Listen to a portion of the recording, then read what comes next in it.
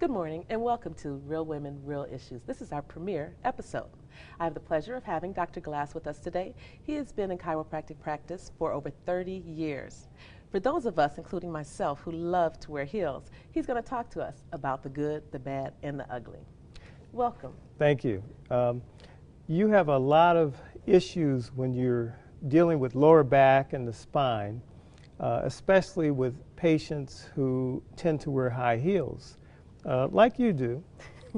It's suggested. But they made us look so good. Oh yeah, I mean it causes a influx of the pelvis to actually make your gluteus maximus and minimus muscles more pronounced, which is just your rear end.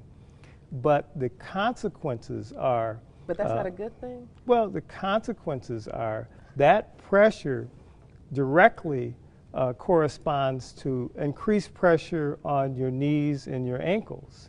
It can actually cause a shortening of your calf muscles, which can lead to other podiatric problems, feet problems that may need surgery. So do you recommend that women stay away from high heels totally?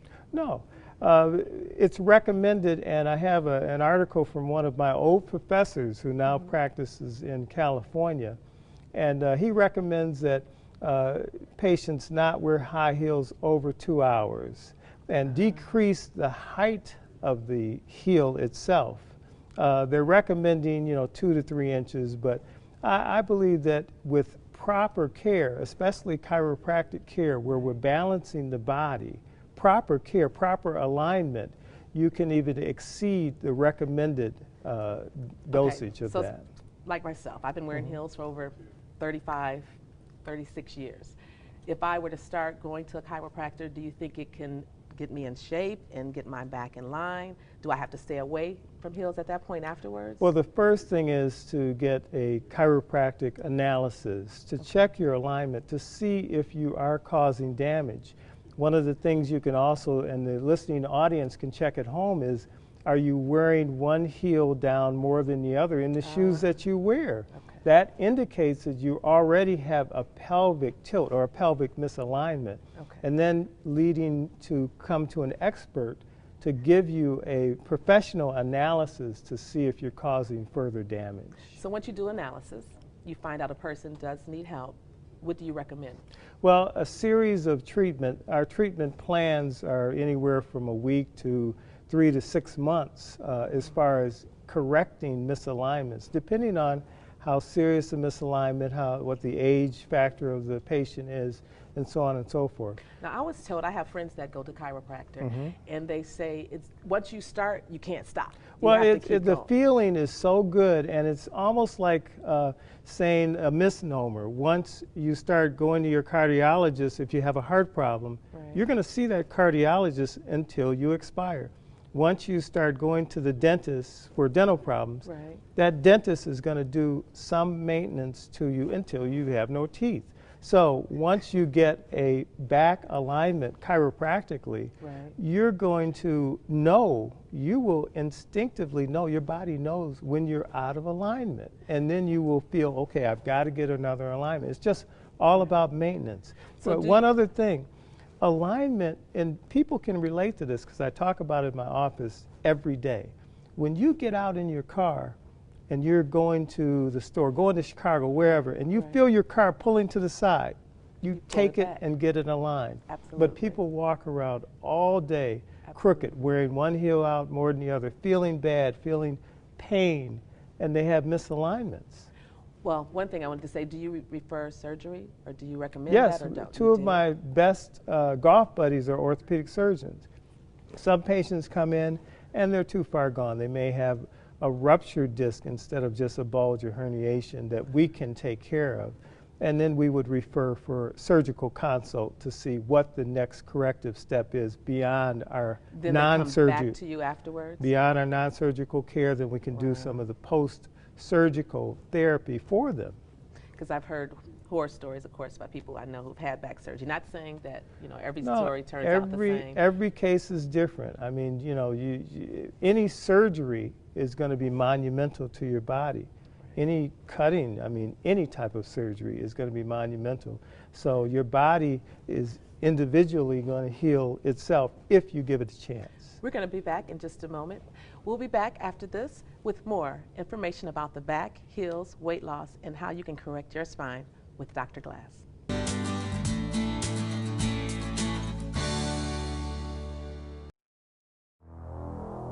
Opportunity.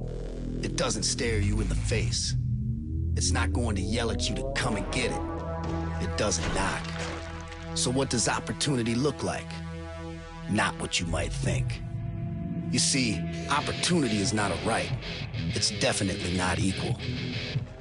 And it doesn't come with an instruction manual. That's because opportunity isn't found.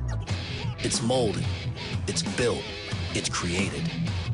It's as much about grit as it is intellect. An explosive high-tech corridor located at the intersection of muscle and brains? You bet. Because opportunity only comes to those already in the game. What does opportunity look like? It looks like Detroit. Opportunity made in Detroit.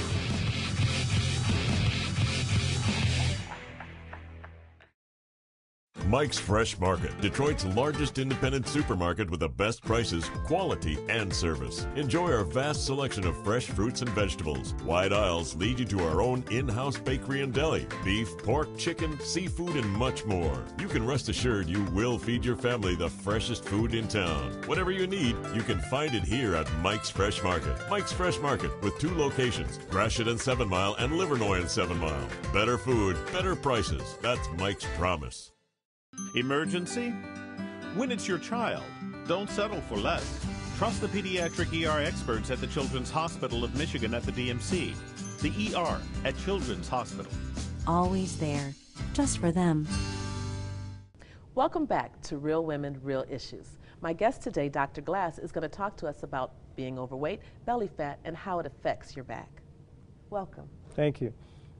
Patients have to realize, and your listening audience has to realize, that core belly fat causes back pain, and you can have serious consequences from too much belly fat causing back pain. So we have a number of products that we use that are all natural. One is called an Accelerate Kit. It's a kit that includes a colon cleanse, a fat burner, and a meal replacement shake.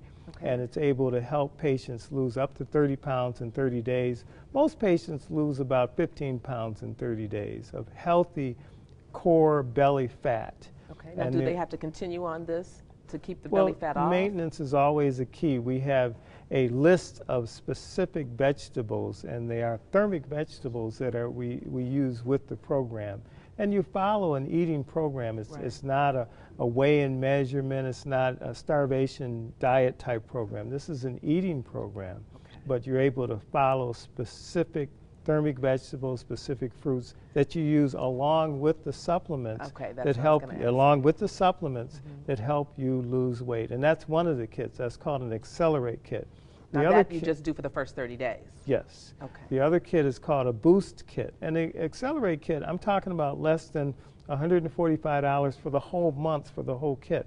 And then the Boost Kit is less than $100 just for the maintenance part, which includes a fat burner and a colon cleansing product. Now you've had success? Your patients have had success? Oh, awesome. With this? We've been using this for 15 years.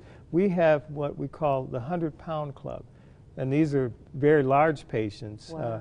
Who have lost 100 pounds, who've kept it off for more than a year, and are able to generate a number of wellness challenges out of their life. Type 2 diabetes, high blood pressure, as you know just from your personal testimony. So there's a number of things that we can do for patients by just losing core belly fat. I would like to offer a free I'll send out some free samples to the listening audience, if you permit me to. I'll give my phone number, and they can call. Okay. And the first 25 callers that call, I'll send out a free sample of what we have. Now, is this the 30-day kit you're sending out? This is free samples of the fat burner alone.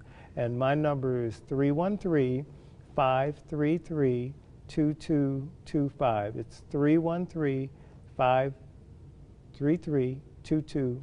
888-888-2825, and they'll list it, I'm sure, Question. with the program. The 100 pounds or people who've lost a significant amount of weight, Yes. do they still continue to come see you for your chiropractic? Oh, yeah. I mean, it's all about maintenance. It's all about maintenance. And when you can have a person go through a tremendous amount of weight loss, their primary care doctor, along with me as a specialist, helping them with alignment and weight loss, we can manage them together and help that patient not only live longer, but quality of life living longer. Now you say specifically belly fat bothers the spine. Belly fat, it's called, the medical term is visceral adiposity, and all that means is interabdominal fat. People don't realize that the fat around your belly is not just ugly fat that you see in front of the mirror when you get up in the morning, but it is fat around your liver, your kidneys, even up into your heart. It's interabdominal fat. And we get rid of that interabdominal fat, or as much as we can, your whole body changes. You become more of a wellness project than just waiting for sickness to happen. That makes sense. Like you said, personally, I did. I had high blood pressure. I lost about 25 pounds, and now it's perfect. Right. And a lot of times, sometimes medication will give you side effects, just like we discussed before. You had some side effects with your medication. They had to switch you to another medication, and then you had side effects for that.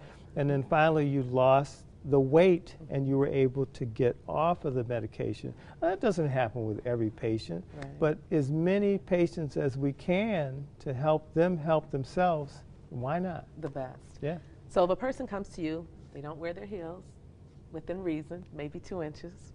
We're going to use your weight loss program to lose some weight. Then we'll be in perfect shape and come to you to maintain our posture. Is this correct? I will take care of them. Well, thank you. I do appreciate all of your information. I'm sure you will get your calls, and I look forward to hearing my guests get back with me on the weight loss that they have had and the success with you and your practice. Thank you very much. As you heard, America, we are a little overweight. A lot of us can take more advice and have more information on losing weight and eating properly. I have a way that you can get your vegetables, your fruit, and all the protein you need in one wonderful drink. Now to Jungle Juice for the juice of the week.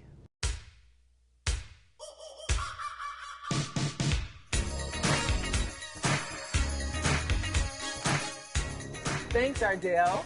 Hi, I'm Regina Hunter-Coleman. And I'm Sarita Hunter-Doss. And this is Healthy Moments with Jungle Juice Bar.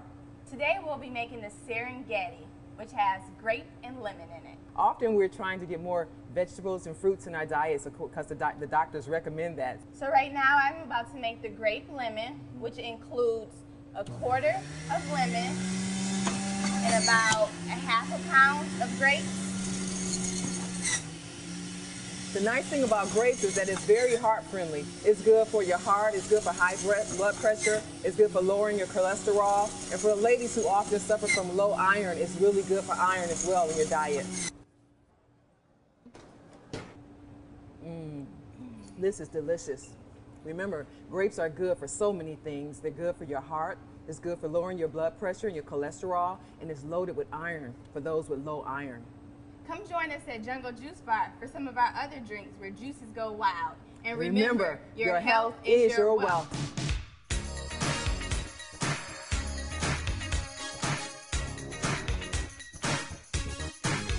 Stress, depression, and severe mental illness can happen to anyone. Team Mental Health Services has been helping those struggling with these conditions in southeastern Michigan. Within 24 hours of reaching out to our team, members receive psychiatric evaluations and begin the necessary treatment for recovery. Team is by far, from my estimation, a premier mental health service organization. We are addressing the basic needs and the mental health concerns of our consumers. We're able to provide 24-hour psychiatric care when needed. Team Mental Health Services prides itself on going the extra mile for its members. And it was towards the 6th court date. I finally stood up and said, I can handle this process the rest of the way. And it was all because of the motivation and encouragement I got from Team Mental Health staff. Team Mental Health Services, because we care and you can. Imagine a state-of-the-art emergency department with private rooms and space for family right in your neighborhood. It's here, the all-new patient-friendly ER at DMC Sinai Grace. A new era for Detroit. This is the ER you've been asking for. Spacious, with private exam areas and room for family. With DMC's 29-minute ER guarantee and Cardio Team 1. The all-new DMC Sinai Grace Emergency Department. ETX Closed Captioning is sponsored by the Detroit Seafood Market. Welcome back to Real Women, Real Issues. Our guest today, Elayne Arterbery. She is the doctor and the chief of oncology and radiation at Sinai Grace. And we're going to talk about saving the tatas. Welcome, Elayne. Thanks for having me here today, Argel. Thank you for coming. Now, we'd like to hear some information, some warning signs or things that women can do to prevent or to help with the causes and the effects of breast cancer. Well, one of the things about breast cancer is that it typically manifests on a mammogram, or in its later stages will end up being a large mass on the breast. So really the best thing that women can do to help themselves is breast self-examination as well as a yearly mammogram. There's a little controversy right now about when is the most appropriate time to get a mammogram. And we've talked about that. Right, The general feeling is that at age 40 and beyond, people should get an annual mammogram. There is some studies suggesting that the real benefit occurs at age 50, but particularly for African American women who tend to present with more aggressive disease and higher stage breast cancer, thus making them a little bit more difficult to cure in some cases. Most people are recommending that that people have an annual mammogram at age 40. Now, does it make a difference if you have breast cancer in your family, such as myself? My grandmother had breast cancer, my father passed of cancer. Now, is that something I should do more aggressive? Well, it's more important for a woman who has a family history of cancer to be more aggressive and be more vigilant, and particularly to tell her gynecologist that she has a family history, because in some cases they may even start screening earlier than 40, depending on the risk. It's sort of a double-edged sword. If you start screening earlier, many women have very dense breasts. Exactly. And so then it becomes difficult to see on normal mammography. Right. So what I suggest to those women who have a dense breast but still want to get a mammogram is that they ask their physician to combine an ultrasound along with the mammogram. Now, will insurance pay for that if you do the ultrasound along with it? Okay. Now, will they pay for you having a mammogram prior to age of 40? Sometimes it depends on your carrier, so it's a little bit debatable. But with a strong family history, usually you can make an appeal for that. And then they'll take care of the situation. For a strong family history. Are there any other symptoms that women can look for other than just doing a mammogram with breast Very cancer? rarely will breast cancer present with a bloody nipple discharge or an indentation in the breast. That usually means you have a pretty advanced cancer. But or they have a lump. That's probably the most common thing after findings on mammogram, is that people present with a small pea size or better lump under the breast. It's generally non-painful. That's the funny thing about breast cancer. It doesn't hurt. Hard to detect. Yeah, if it's painful, it's more likely to be inflammatory. Or people will go to the doctor. Right, exactly. So if you have some concerns about your breast, it's really important not to neglect it, and it's really important to get medical attention. Now, once you have breast cancer, does it have a tendency to turn up somewhere else in your body as another form of cancer? Well, it depends. If it's very advanced or it presents as a large mass, you have a very high risk of spread to other organs. For smaller cancers, the risk is relatively low, generally under 20%. But for a big tumor that presents like a big one you can feel, typically the risk of spread is higher. After going through the treatments, such if you find something, you go through radiation or chemotherapy, does this affect with your intimacy at all with women? Well, it kind of depends. For women that lose the breast, obviously that's a huge cosmetic issue, but there's lots of options for women to get reconstruction. They can get an implant, they can get some tummy fat actually moved up there. A lot of women like to do that. But in terms of sexual intimacy, in terms of the organs, not necessarily, but it's the chemo, the women that have the aggressive cancers that have positive lymph nodes, they're going to end up having some issues, generally sometimes as related to the chemotherapy administration. But those will dissipate once the radiation treatments are over? Well, it depends, because sometimes the chemo can put you in menopause. So for my younger girls who are getting chemo, that's a bigger issue. Okay.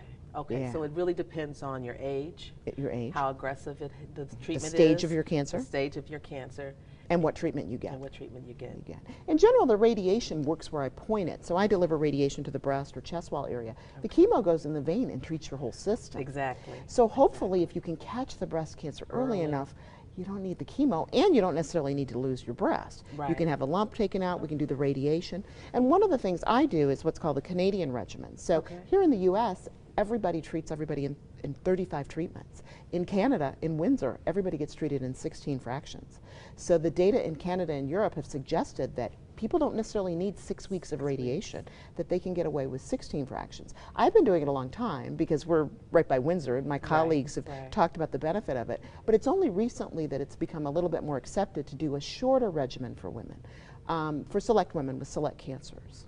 I understand. So do you treat breast cancer the same as you would bone cancer, for instance? Oh no, everybody's different. Some people get 16 treatments, some people get 35, some people get 43. It really depends on the cancer. But for my breast cancer patients, we're doing a little bit less actually and getting the same results. We'll be right back. Stay tuned. We're going to get more information on hereditariness in cancer and what you should and should not eat or drink out of to prevent cancer.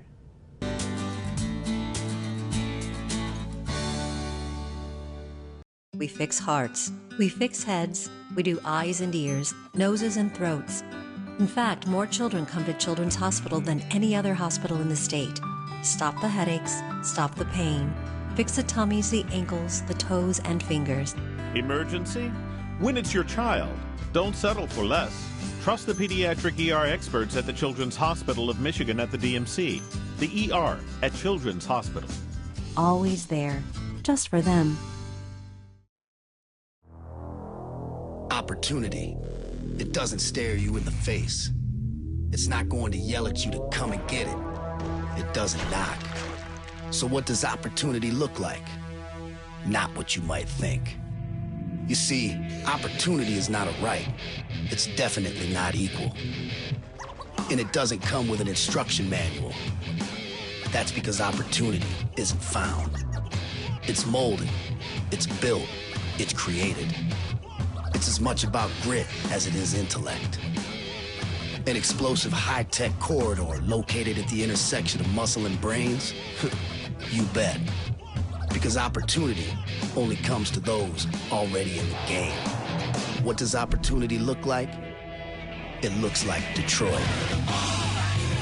Opportunity made in Detroit.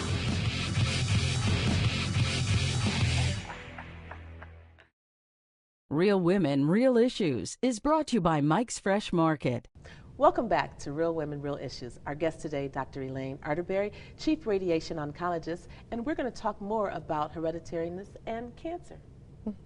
Tell me, Elayne, something about you have it in your family. We're going to talk about Angelina Jolie. Do you feel that what she did was right?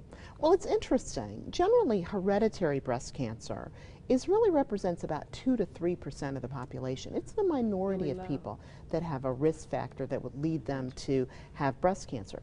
In Angelina Jolie's case, she had BRCA1, which is one of the genetic profiles that's associated with cancer, but there's actually a BRCA1 and 2.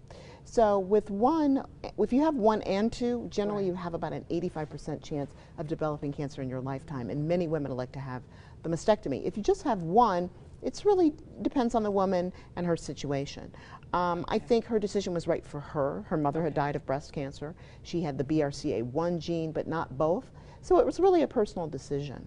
Now, if you had a patient, you wouldn't advise that then unless they have both of the traits. Usually when we are recommending for a patient who doesn't have a cancer diagnosis, which was her case, and you get tested for whatever reason, we generally don't recommend bilateral mastectomy until 1 and 2 are positive. For a patient that has cancer, the situation may be different. Okay. So it depends if you have cancer versus you don't in that setting. Now, I know earlier in our show we talked about food, eating right, how it affects your back. I've read or seen videos about it. Could you elaborate any on what we eat, how that affects us? Well, it's kind of interesting about what's been associated with higher risks of cancer. And one of the things is, and this is it's going to be kind of interesting, is to not use a lot of plastic. So, for example, people microwave and put plastic over the item and then microwave it. And some of the chemicals that get leached out of the plastic have thought to be associated with higher risks of cancer, particularly breast cancer. So do we have stats about this? Has there been any research Well, done? there's just studies about the chemicals that come out of heated plastic. Okay. So the same thing with water. I tell people, don't leave your water bottles in the car and let them get hot, because the things may, and if you ever notice, the water tastes a little funny when it's been in the car. Yeah. It does. Sometimes. So it's okay, we can drink out of water bottles, but just be not very careful if they're in about the heating car plastic. And so when you use your microwave, that's sort of my recommendation. And that is one of the things. The other thing is maintaining a heart-healthy diet is actually good to reduce your risk of breast cancer. So the same things that keep your heart healthy, keep your breast healthy. You know, low fat, exercise, eating the right combinations of fats, olive oil versus saturated fat. Right, all of those things improve your profile and your risk for breast cancer. And us keeping our tatas.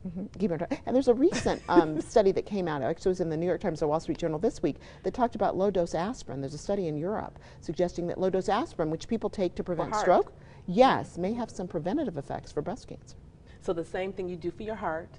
It's very similar. Will help you with your breasts. Now, in your practice, do you help people with their diets, or do you refer them out, or is this part of your regimen? We have a dietitian inside the hospital and actually on site, and so we are able to refer patients because patients often want to go on very specialized diets.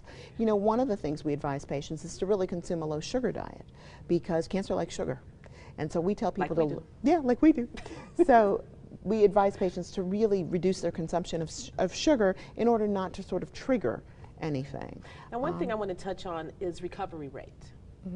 What is the recovery rate of someone who's been diagnosed with, say, stage 2 breast cancer, of them getting back to normal and having a regular life? Well, from a cure rate, their cure rate for stage 1 and 2 breast cancer can be anywhere from 85 to 90% because it's very high for those stages. It's when you get into stage 3 or 4 where there's lymph nodes or a bigger tumor, that's when the cure rates start to dive under 50%.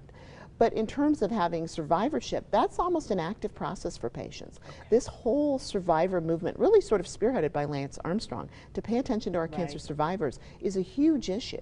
You go through this major part of your life, and then when you're done, it's like, okay, what do I do next? So I really encourage patients to still participate in support groups, to reach out to their community, to work whatever spiritual avenues they have in order to help them survive a cancer diagnosis. So there is life after cancer? Absolutely, absolutely.